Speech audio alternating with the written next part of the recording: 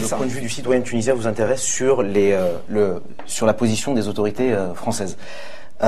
Vous savez, j'aime bien le rappeler, on a eu notre indépendance un 20 mars 1956. Et depuis cette date-là, on est un État, en principe, souverain. Et quand j'entends des amis français ou tunisiens me dire « Mais est-ce que tu n'es pas choqué par le silence des autorités françaises ?» Je dis non, puisque en quelle qualité les autorités françaises se prononceraient sur la Tunisie?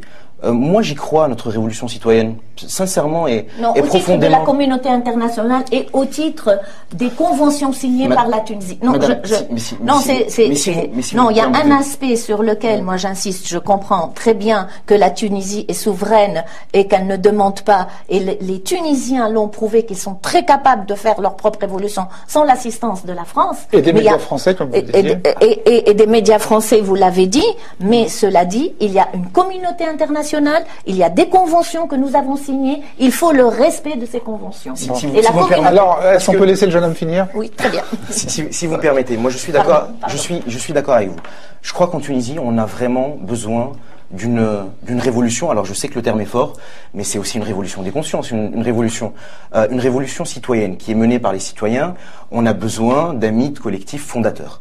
Et pour avoir si vous voulez, cette fondation d'une nouvelle République tunisienne, je crois qu'on a réussi à organiser nos propres émeutes, nos propres manifestations, notre propre couverture médiatique.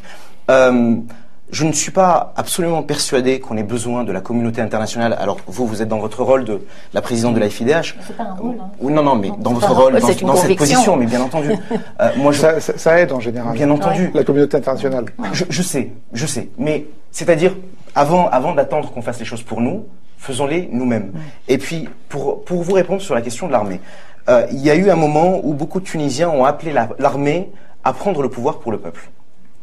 Et si vous voulez, moi je suis totalement opposé à cette idée, parce qu'on a toujours attendu en Tunisie un homme providentiel, un nouveau prophète. Il faut bien entendu que l'armée se range du côté du peuple, comme les forces de l'ordre. Mais ça n'est pas l'armée qui doit prendre le pouvoir. C'est le peuple, alors avec l'armée peut-être à la droite et les forces de police à gauche, parce que l'armée est aussi composée de citoyens, mais vraiment, si vous voulez, je crois profondément qu'on doit compter sur personne, sinon sur nous-mêmes.